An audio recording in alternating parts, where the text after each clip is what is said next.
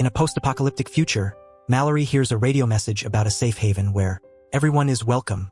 She gathers her 2 unnamed children and announces in a very serious tone that they take a boat to go down the river, so it is very important that the children do not never take your eyes off them or they will die.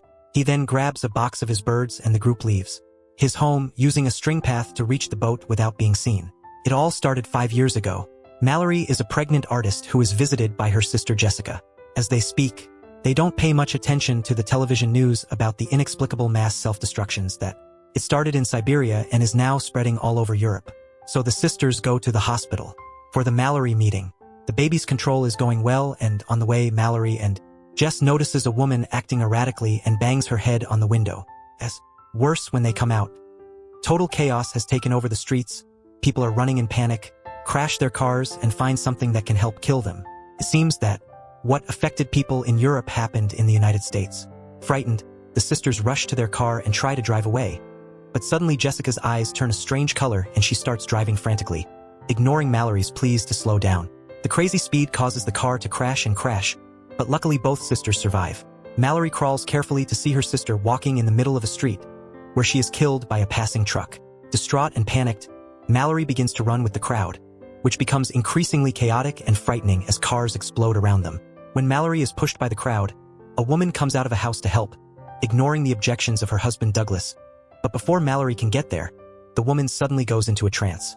While talking to an invisible person, the woman gets into a burning car that soon explodes. Then a man named Tom helps Mallory and takes him home, where Douglas refuses to open the door. However, the owner of the house, Greg, he decides to help them and leaves them together with the other survivors.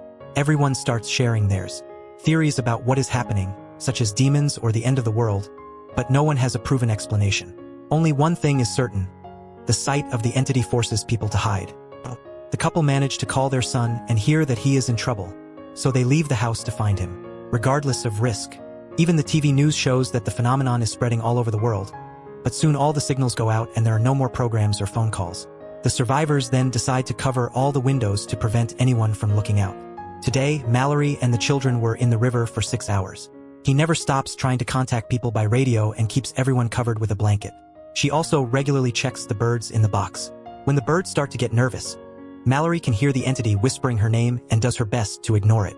In the past, the group. Suddenly, he hears a knock on the door. It is a survivor named Olympia, who is asking for help because she is pregnant.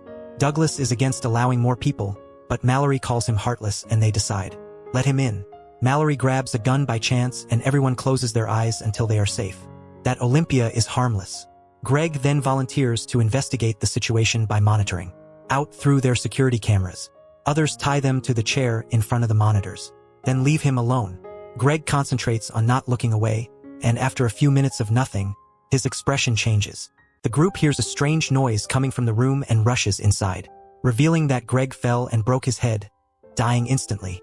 Others destroy the screen immediately. Later that night, Mallory can't sleep and wanders around the house, hearing another strange noise. However, it turns out that it is Lucy and Felix who are busy together. In the present, Mallory is. The children have been 14 hours in the river when she suddenly hears a man's voice telling her to remove the eyes because it is a safe and also promising food. Mallory tells the kids not to do that and draws her gun to shoot blindly. But all her shots miss and the man jumps into the boat to attack them as the birds start making a lot of noise. The man tries to remove his eyes, emphasizing the beauty of the entity, but Mallory pushes him away, and after much struggle, manages to kill him with a machete.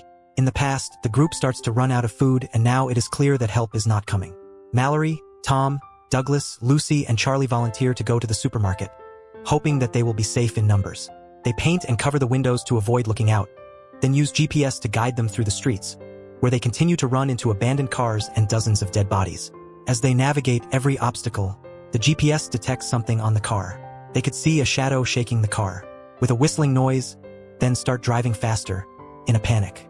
Noise and vibration, worse by the second, but finally the GPS announces that they have arrived at the supermarket, so they rush and do not take their eyes off until they covered all the windows.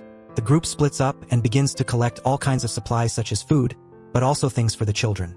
Mallory finds some birds and decides to take them too. Douglas thinks they should stay here, but Mallory scolds him and tells him that it would be cruel to leave him at home. Suddenly, the group hears someone knocking on a door and Charlie recognizes a familiar voice. It's his colleague, who accidentally got stuck in the freezer and asks to be let out. The group isn't sure if they believe it and opens the door a little to check, which they do. The crazy birds and confirms that the man is in fact the entity he is trying to trap. The man begins. She yells that the entity needs to be seen and pushes the door open, so Charlie grabs her to bring her back inside the refrigerator, allowing others to close again. Then blood begins to flow from under the door, confirming that Charlie is dead. The group leaves, still hearing the voice of the child asking for freedom. That night, at home, the group hears a noise that sounds like a car pulling away. They then rush into the garage and find that Lucy and Felix have left in their only vehicle. Back in the present, Mallory finally takes a break after 24 hours of non-stop driving. However, she is very worried about the children and soon starts rowing again. But the boat accidentally hits a sunken truck. The boy falls off the boat and Mallory catches him just before he drowns, but loses his blanket and food in the process. Mallory does her best to warn him with a jacket and decides to stop the boat on a bank, where she tells the kids not to move while she goes to get supplies. Mallory then ties a boat to the boat and explores the forest until she finds a building, where she begins to collect food and a new blanket. His string can't last long, so he ties it to the furniture while he continues to investigate. Suddenly, he hears a noise and sees the rope shaking before a shadow moves outside, so he immediately rushes out of the building, running through the forest as the entity begins to whisper his name. Mallory blindly fires his gun at the case, which is heard by the girl and makes her get out of the boat to help. Fortunately, Mallory moves quickly and grabs the boy in front of the entity, so he pulls him into the boat and yells at her for disobedience, reminding the two children to leave Mallory and run away if things get too dangerous. In the past, another survivor knocks on her door and Olympia lets him in without checking with the others. His name is Gary, and after Tom checks that he's not hiding anything, Gary explains that only insane patients can survive the entity. He escaped from some madmen who escaped from a mental hospital, and now they are here, forcing people to look at the entity, pretending that it is beautiful. Douglas doesn't trust Gary and tries to force him out of the house at gunpoint, but Cheryl kicks him out and locks him in the garage while letting Gary stay. Currently, Mallory and the children have been in the river for 38 hours. Mallory covers everything with a blanket to warn them that they are approaching the rapids, which are the most dangerous part of the journey. Someone has to keep their eyes open to navigate, and the two children volunteered, but Mallory remembers that she promised Olympia that she would take care of her daughter if something happens to him and he can't even bring himself to hurt his son. In the end, she decides that they will take the risk and cross the rapids without looking. In the past, Mallory and Olympia start giving birth at the same time. As Tom and Cheryl lead the women upstairs to their room, Gary pulls out a bunch of drawings of horrible creatures and starts to make a new one, discover that he is actually one of the lunatics who escaped from the mental hospital. Then, takes Mallory's birds and puts them in the fridge before tearing the paper from the windows, which Douglas sees from afar. When Tom comes downstairs and finds the drawings, Gary immediately knocks him out, then opens the garage door hoping Douglas will see him, but quickly covers his eyes. Upstairs, Olympia and Mallory give birth to two very healthy and beautiful children. Suddenly, Gary enters the room and pulls the blinds in front of Olympia, who immediately falls in love with the entity. Mallory manages to get the baby from her before Olympia runs to the window to hide. Gary then grabs Cheryl's face and forces her to open her eyes to the outside, which causes her to remove them with scissors. While Mallory hides with the children under a blanket, Douglas reaches out with the gun and fires blindly, wounding Jerry in the arm. Again, Gary quickly takes down, lunging at Douglas to push him through the railing and take him down with a head scissors. The gun falls to the ground and Tom tries to catch it at the same time as Gary, causing the gun to fire. Mallory hears two gunshots before someone approaches, but luckily, it was Tom who won the fight. 5 years pass and Mallory and Tom live together. During the raising of children in the couple, they have a whole system in place to ensure the safety of the house, and use the string to get supplies when they need it. One afternoon, Mallory went out to go shopping when you hear cars driving nearby. She waits for them to leave and runs away home to tell Tom, so they agree not to go out alone anymore. That night, they receive a radio transmission that there is a secure compound with plenty of supplies and food in the river. The voice on the radio also gives him directions, which Tom writes down on a map. Apparently, you have to see to cross the thresholds, and the voice recommends to follow the sounds of the forest birds as they can tell when the entity is around. Tom wants go to the resort, but Mallory refuses because she thinks it's a trap. Sometime later, while the family goes to get groceries together, they hear the cars again, so Tom goes to distract them. While Mallory and the children get out safely, the drivers are a bunch of crazy people asking. Tom watches the entities, and when they notice Mallory and the children, Tom opens fire on them. He manages to kill some of them, but they shoot them, so if Tom wants to save his family, he has no choice but to remove his eyes to shoot with better aim.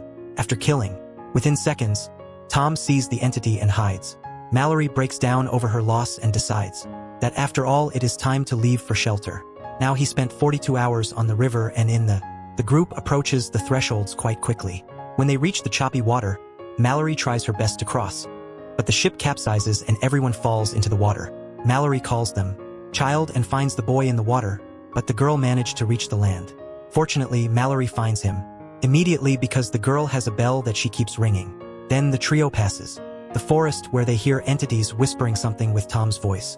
Mallory tries to escape, but falls down a small hill.